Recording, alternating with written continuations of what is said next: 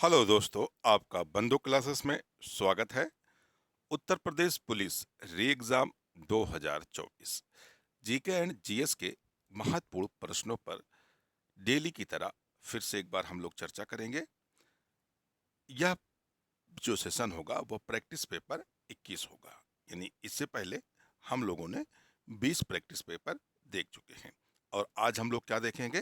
Practice paper 21 देखेंगे। इस practice paper में खास तौर पर हम लोग विशेषकर भारत के आर्ट एंड कल्चर के बारे में देखेंगे।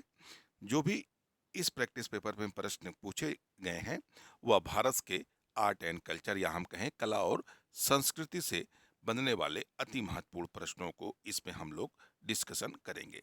तो आइए शुरू करते हैं आज की क्लास का पहला प्रश्न।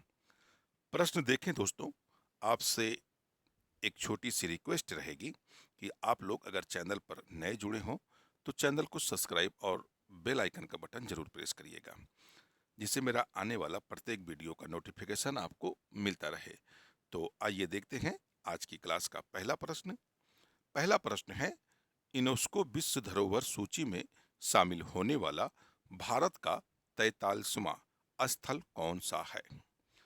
मोहदाम, होशल मंदिर, शांति निकेतन या धौलावीरा। तो अभी हाल ही में यूनेस्को विश्व धरोहर समिति की क्या हुई, एक बैठक हुई जिसमें भारत का 43वां विश्व यूनेस्को विश्व धरोहर सूची जो बनी है उसमें मोहदाम भारत का 43वां स्थल के रूप में क्या किया गया है?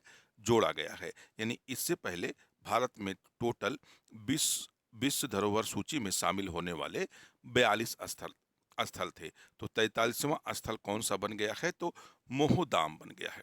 जो मोहदाम जो है यह असम में स्थित है। कहाँ पर स्थित है? असम में स्थित है मोहदाम। और भारत का 43वां स्थल बन गया है जिसको यूनेस्को की विश्व धरोहर सूची में क्या किया गया है? शामिल किया गया है। अगर यूनेस्को विश्व धरोहर सूची की अगर बात कर ली जाए तो 59 यानी 59 स्थल के साथ इटली जो है, यानी इटली जो है पहले स्थान पर है। यानी अगर ये बात अभी आपसे पूछ ली जाए कि सर्वाधिक जो यूनेस्को की विश्व धरोहर सूची में है तो किस देश का स्थल सर्वाधिक शामिल हुआ है, तो इटली का शामिल हुआ है। कितने स्थल उसके शामिल किए गए हैं? 59 यानी 59 स्थल के साथ इटली पहले स्थान पर है। दूसरे स्थान की बात की जाए तो 57 यानी 57 स्थलों के साथ चीन जो है किस चौथे स्थान पर है पूरे विश्व में? तीसरे स्थान पर है। सॉरी दोस्तों, दूसरे स्थान पर है। यानी चीन जो है दूसरे स्थान पर है और इटली जो है पहले स्थान पर है। और छठे स्थान पर, यानी छठे स्थान पर 43 स्थलों के साथ भारत जो है चौथे स्थान पर है पूरे विश्व में? छठे स्थान पर है। तो ये बात आपको क्लियर हो गई होगी कि पहले यानी 59 स्थलों के साथ इटली पहले स्थान पर है, 57 स्थलों के साथ चीन दूसरे स्थान पर है, 43 स्थलों के साथ भारत छठे स्थान पर है। अभी हाल ही में मोहदाम जो असम में स्थित है भारत का 43वां स्थल बना है। आइए इससे रिलेटेड कुछ और भारत के महत्वपूर्ण फैक्ट देख लेते हैं, क्योंकि ये जरूरी था, क्योंकि अभी हाल ही में ये चर्चा में था। तो भारत 43 स्थलों के साथ छठे स्थान पर है, यानी पूरे विश्व में छठे स्थान पर है। 1983 में अजंता की गुफा, एलोरा गुफा दोनों महाराष्ट्र में स्थित हैं। उत्तर प्रदेश में आगरा में स्थित ताजमहल, आगरा का किला यूनेस्को की सूची में शामिल होने वाले पहले भारतीय स्थल बने थे। यानी सर्वप्रथम 1983 में भारत के कितने स्थलों को विश्व धरोहर सूची में शामिल किया गया था? अजंता की गुफा, एलोरा की गुफा, आगरा का ताजमहल, आगरा का किला। ये क्या थे? यूनेस्को की सूची में शामिल होने वाले पहले भारतीय स्थल थे। शांति निकेतन जो पश्चिमी बंगाल में स्थित है, होसल मंदिर जो कर्नाटक में स्थित है, करमसा भारत के 41वें 42वें विश्व विरासत स्थल में, जिन्हें वर्ष 2023 में क्या किया गया था? शामिल किया गया था। तो ये बात यहाँ तक आप लोगों को क्या हो गई होगी? पूरी तरह से क्लियर हो गई होगी। आइए अगला प्रश्न देखते हैं। अगला प्रश्न है, मार्गम कली राज्य की एक अनुनाष्टिक लोक कला है, केरल की, नागालैंड की, असम की या पंजाब की। तो या किस राज्य की एक अनुष्ठानिक लोक कला है, तो केरल की है। कौन सी है? मार्गम कली। आइए अगला प्रश्न देखते हैं। अगला प्रश्न है, निम्नलिखित में से युद्ध कला के किस रूप का पंजाब और पश्चिमी बंगाल राज्य में प्रदर्शन किया जाता है? कलरोस्टेट, लाठी, बाग्य, मर्दानी खेल। तो बंगाल और पंजाब में किस युद्ध कला का प्रदर्शन किया जाता है? तो कौन सा है? लट्ठी। एक लट्ठी युद्ध कला है जिसका प्रदर्शन पंजाब और पश्चिमी बंगाल में युद्ध कला के रूप में किया जाता है। अगला प्रश्न देखते हैं। अगला प्रश्न है, निम्नलिखित में से कौन सी जगह चिकनकारी कढ़ाई के लिए प्रसिद्ध है? लखनऊ, कुशीनगर, रायपुर या रांची। तो चिकनकारी कढ़ाई के लिए पूरे विश्व में कहें या राज्य की बात ना करें, पूरे विश्व में कौन सा जगह प्रसिद्ध है या कौन सा शहर प्रसिद्ध है? तो उत्तर प्रदेश की राजधानी लखनऊ, यानी राइट आंसर ए वाला होगा। लखनऊ जो है अपनी चिकनकारी कढ़ाई के लिए पूरे विश्व में क्या है? प्रसिद्ध है। अगला प्रश्न देखते हैं। अगला प्रश्न है, कलरीपायट्टू किस भारतीय राज्य की प्रसिद्ध युद्ध कला है? तमिलनाडु, कर्नाटक, उड़ीसा या असम। तो करलीपायट्टू जो है या किस राज्य की एक प्रसिद्ध युद्ध कला है? तो आपका राइट आंसर हो जाएगा डी, यानी असम की। करलीपायट्टू, करलीपायट्टू जो है असम की एक प्रसिद्ध युद्ध कला शैली है। अगला प्रश्न देखते हैं। अगला प्रश्न है, काली घाट चित्रकारी का नाम काली घाट से निकला है? कांचीपुरम से, कोलकाता से, कुशीनगर से या काठगोदाम से। तो काली घाट चित्रकारी का नाम काली घाट से निकला है। तो ये किस शहर से निकला है? आपको यही बताना है। तो ये जो है कोलकाता से निकला है, यानी कोलकाता एक शहर है जिससे काली घाट चित्रकारी का नाम काली घाट के रूप से निकला है। अगला प्रश्न देखते हैं। अगला प्रश्न है, राजा रवि वर्मा कहाँ के महान चित्रकार थे? बंगाल के, बिहार के, पंजाब के या केरल के। तो राजा रवि वर्मा कहाँ के महान चित्रकार के रूप में जाने जाते हैं या किस राज्य के महान चित्रकार के रूप में उन्हें याद किया जाता है? तो आपका राइट आंसर हो जाएगा डी, यानी केरल।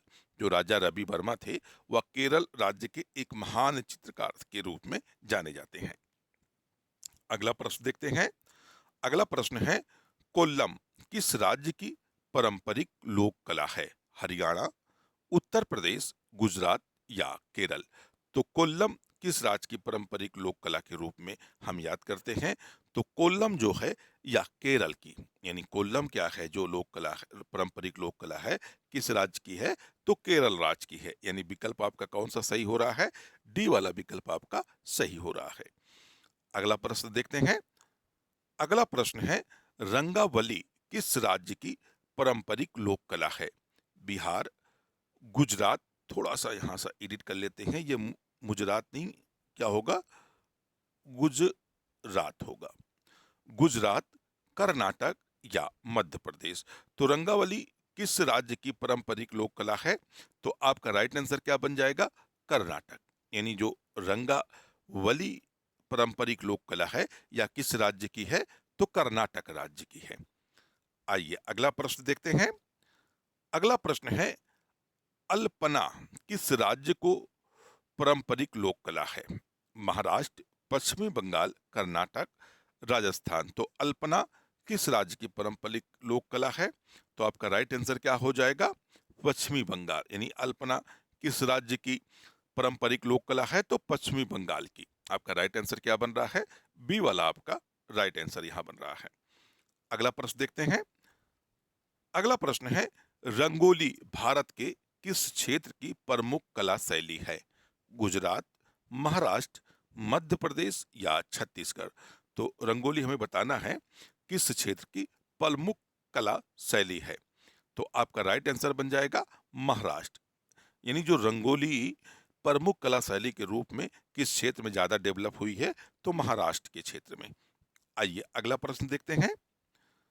अगला प्रश्न है, मंडाना लोक कला शैली का संबंध किस भारतीय राज्य से है? राजस्थान, गुजरात, कर्नाटक या बिहार? तो मंडाना लोक कला शैली, इनका संबंध किस राज्य से है? तो आपका राइट आंसर क्या बन जाएगा? राजस्थान बन जाएगा। यानी ए वाला आपका राइट आंसर बन जाएगा। यानी जो मंडाना लोक कला शैली है या किस राज्य में प्रचलित है? तो राजस्थान में प्रचलित है। अगला प्रश्न देखते हैं। अगला प्रश्न है, अर्पण लोक कला शैली का संबंध किस भारतीय राज्य से है? गुजरात, महाराष्ट्र, मध्य प्रदेश या बिहार? तो अर्पण लोक कला शैली का संबंध किस राज्य से है? तो आपका राइट आंसर हो जाएगा डी, यानी बिहार से। अर्पण लोक कला शैली का संबंध बिहार राज्य से है। अगला प्रश्न देख लेते हैं। और अगला प्रश्न है, कलमकारी लोक कला शैली का संबंध किस राज्य से है? बिहार, गुजरात, पंजाब या आंध्र प्रदेश? तो कलमकारी जो लोक कला शैली है, इसका संबंध जो है वह किस राज्य से है? आंध्र प्रदेश से है। यानी कलमकारी लोक कला शैली का संबंध आंध्र प्रदेश राज्य से है। यानी आपका राइट आंसर क्या बन जा रहा है? यहाँ डी वाला आपका राइट आंसर हो जाएगा। अगला प्रश्न देखते हैं। अगला प्रश्न है, चौक पुरना भारत की किस क्षेत्र की लोक कला है? उत्तर प्रदेश, मध्य प्रदेश, छत्तीसगढ़ या पश्चिमी बंगाल? तो चौक पुरना भारत के किस क्षेत्र की लोक कला है? तो आपका राइट आंसर यहाँ क्या बन जाएगा? ए, उत्तर प्रदेश बन जाएगा। यानी चौक पुरना भारत के उत्तर प्रदेश की एक लोक कला है। अगला प्रश्न देख लेते हैं। अगला प्रश्न है, बिहार की मधुबनी चित्रकारी को भी कहते हैं गया चित्रकारी, भोजपुर चित्रकारी, मिथिला चित्रकारी या दरभंगा चित्रकारी? तो काफी फेमस या चित्रकारी है मधुबनी चित्रकारी। इसको उपनाम से जानते हैं।